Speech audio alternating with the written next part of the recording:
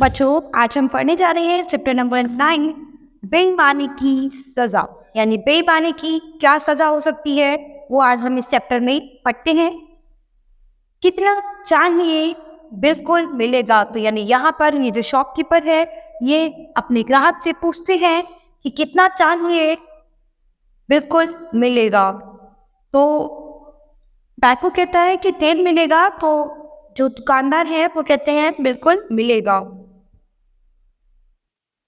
तो यहाँ पर जो ग्राहक है वो बोलता है ज़्यादा नहीं, बस आधा लीटर। भाई मैं क्यों, तुम मिलावट बहुत करते हो। तो वो कहता है कि ज़्यादा नहीं चाहिए, बस आधा लीटर चाहिए। और उसके बाद कहता है कि भाई मैं को तुम मिलावट बहुत ज़्यादा करते हो। अब दुकानदार क्या कहता है, मिलावट करता हूँ तो मेरी दुकान पर रोज़ लोग टपक जाते हैं। यानी अगर मैं मिलावट करता हूँ तो मेरी दुकान पर ही लेने क्यों आते हो, कहीं और से ले लिया करो। अब जो ग्राहक है वो क्या कहता है, मजबूरी है, गांव में कोई और दुकान नहीं। सुना है तुम्हें कल पंचायत में हाजिर भी होना है। तो अभी वो क्या बताते हैं कि हमारी मजबूरी है क्योंकि गांव में और कोई भी दुकान नहीं है। और उसके बाद उसमें बताते हैं कि मैंने सुना है कि कल तुम्हें पंचायत में भी हाजिर होना है। अब यहाँ पर सभी लोगों ने अपनी बातें कह दी या किसी को और कुछ कहना है। पंचायत में बातें हुई तो यहाँ पर बातें चली। गांव वाले, मैकू के ग्राहक, पंच आदि ने सभी उसके खिलाफ बयान दिया। तो जितने भी गांव वाले थे, मैकू के ग्राहक थे, पंच थे, सभी ने उसके खिलाफ बयान दिए।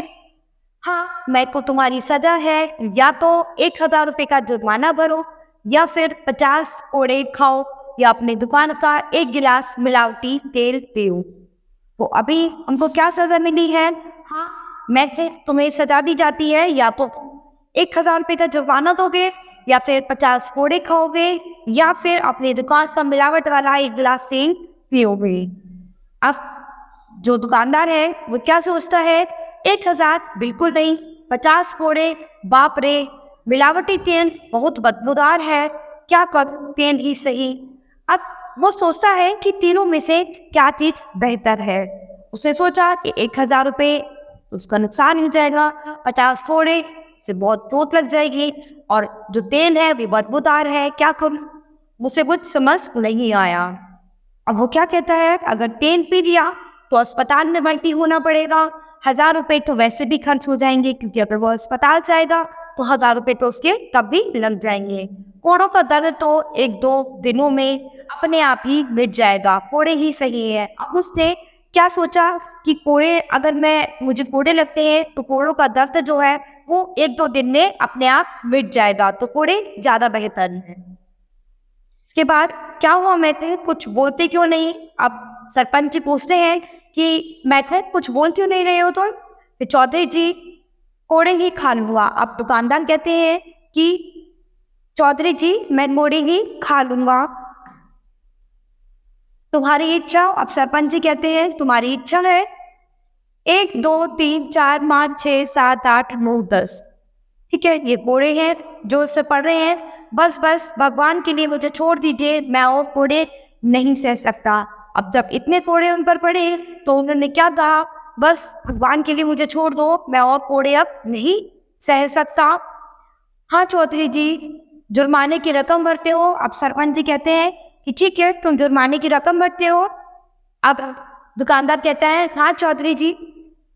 तो सरपंच जी कहते हैं अब मिलावट तो नहीं करोगे दुकानदार से। वो कहते हैं कभी नहीं, भगवान की कसम। तो यानी यहाँ पर इन्हें इनकी बेईमानी की सजा मिल गई क्योंकि ये अपनी चीज़ों में मिलावट करते थे, और मिलावट के लिए इन्हें क्या सजा मिली कि इनको कोड़े जब लगे तो इन्होंने अपने आप से बोल दिया कि अब से मैं मिलावट नहीं करूँगा। यानी बेईमानी की सजा बहुत ही बुरी होती है। तो हमें कभी भी बेईमानी नहीं करनी चाहिए, हर चीज़ ईमानदारी के साथ करनी चाहिए। तो बच्चों, ये चैप्टर हमारा यही खत्म होता है। अब हम अपनी नेक्स्ट क्लास में मिलेंगे अपने नए चैप्टर के साथ।